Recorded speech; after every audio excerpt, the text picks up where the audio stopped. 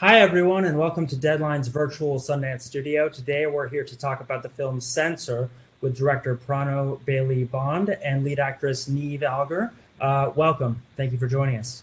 Thanks for having us.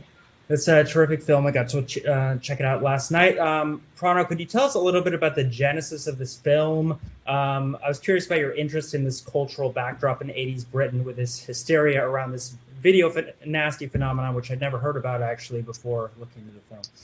Oh, cool. That's exciting that you got introduced to the video nasty phenomenon. Yeah, I mean, the kind of idea came originally, like I was reading an article about the Hammer horror era, and it was talking about how censors worked at that point, and there was kind of specific rules that would make them cut certain things from films. So one of the things was that they would cut any image of blood on a breast because they thought that blood on a breast would make men likely to commit rape. And this kind of sparked loads of things in my head about censorship in general, and kind of, I guess, the first idea was like, well, what if a censor started to think that these films were affecting themselves? Like, if a censor really believed in censorship, then why don't they think that these things are actually gonna affect them? And that was kind of the beginning of the idea, really. And from there, I really delved into the world of censorship, which I find completely fascinating. And I'm a massive horror fan, as you may have been able to tell from the film. But this particular period in like UK history is really, really just rich and fascinating. The UK had the kind of most conservative reaction to basically VHS horror, more conservative than any other Western country in the world. And basically over here, these films, and we're talking about films like Driller Killer and Texas Chainsaw Massacre and these kind of things, over here they were sort of seen to potentially be about to poison society's minds and turn everybody into murderers and rapists. And so these films were being banned, and what that did was generate loads of interest in the films. So you've got a lot of films on that banned list that may not actually have been known at all by horror fans if it hadn't been for the censors kind of coming in and saying, you mustn't watch this because it's going to destroy your mind. Yeah, fascinating paradox there. Well, Neve, tell us a little bit about how you came to the film and what resonated with you about the story and the role, because from what I understand, this was your first collaboration with Prano, right? That's correct. Me and Prano, we were both nominated for the Screen Stars Tomorrow back in 2018. Wasn't it, with Prano? Yeah.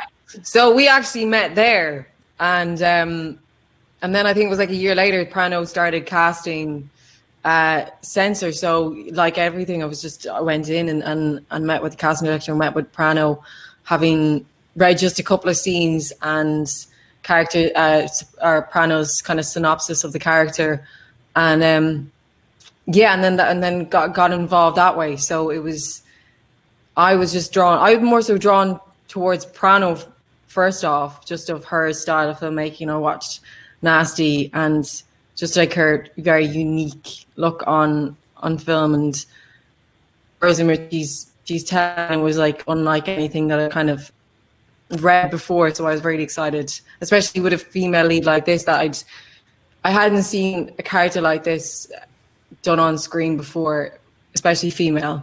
So that was more so the draw towards, jumping on board this project.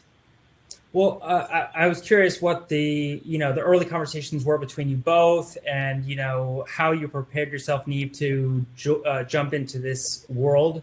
It must be a unique experience, I was imagining, to dive into like a horror universe and live with the trauma of a character like the one you play. Yeah, so I was in South Africa for the year, like kind of before going into production. So me and Prano, we were kind of ahead of our time as regards like remotely preparing for stuff before COVID. So we were Skyping like pretty much every weekend before the shoot, because I came back, I finished on a shoot like September, and then the following week we kind of went into pre-production.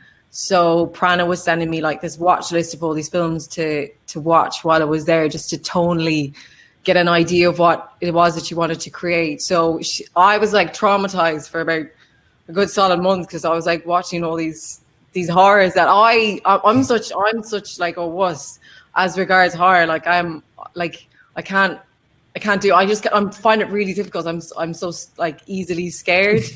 So I wanted to like watch everything during the day so I could sleep at night.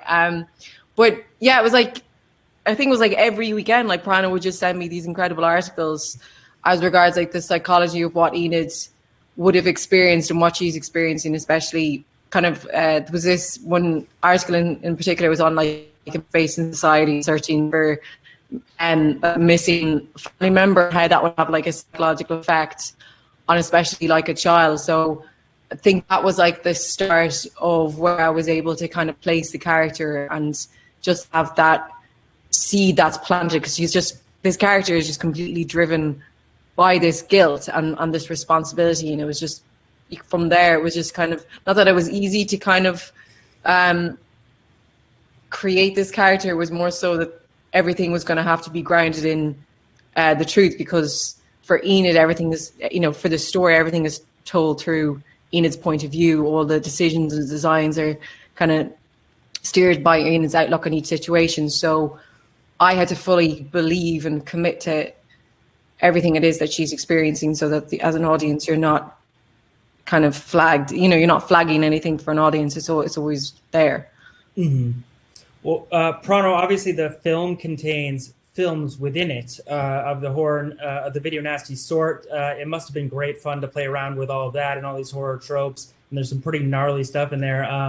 What was that like for you? And just tell us a little bit about that experience of these making these films within a film. I mean, it was really cool because as a director, you're getting to make quite a lot of different films while making one film. So, there's the film Don't Go in the Church, and for that I was looking at kind of folk horror from the 70s and kind of Blood on Satan's Claw and things like that. And then I kind of had to think about who Frederick North was as a director and what his directing style is, because ultimately they're his films, not mine. So I'm almost playing a director directing the films within the film. But then when we shot the scene for Asunder, which is the scene where Enid sees Alice Lee for the first time. That was really fun because obviously the acting styles and shooting styles have changed over the years, and there's a very specific style to some of these films that I wanted to not parody, but I wanted that to be in the DNA of the scene. But it still has to be something that Enid leans into. It can't be something overtly ridiculous. So I kind of sat and I watched a lot of these films, which I love watching. So that was a pleasure. And broke down, I guess, what it is that makes those films.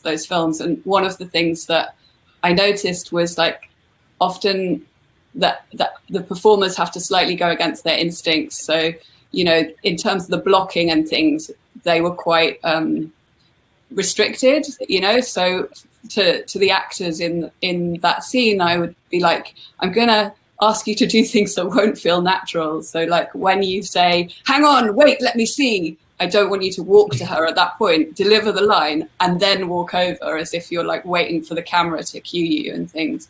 But I think it was really about trying to find a balance between enjoying that style of filmmaking, but also like Neve saying, it's all about Enid's truth, and so we couldn't make it kind of ridiculous. It has to be something that we believe and doesn't pull us out of Enid's story. Mm-hmm. Well, we're short on time, but I guess Neve, what was the highlight of this experience for you? What will you take away thinking about your time with the film now? God, there's so many. I suppose it was some of kind of later on, the last kind of quarter of the film where we go into the forest. That was an amazing. This is a really fun experience because it's the location of it kind of depicts psychologically where the character was going. It was just for me just to kind of react to kind of the surroundings. But I I don't know, there was just, I think really just being able to work with Prano, we have this, like, I consider one of my really good friends now, so I don't know, I just, working with Prano and just learning so much from her was kind of like an amazing experience in itself, really. Ah, oh, so nice. I'd say the same thing about you, Neve. Oh, thanks, Prano. Love fest. Well, that's unfortunately all the time we have, but thank you so much, Prano and Neve, for joining us. And please check out Censor at the virtual 21 Sundance Film Festival. Thank you very much. Thanks, Matt. Thanks very much. Thank you.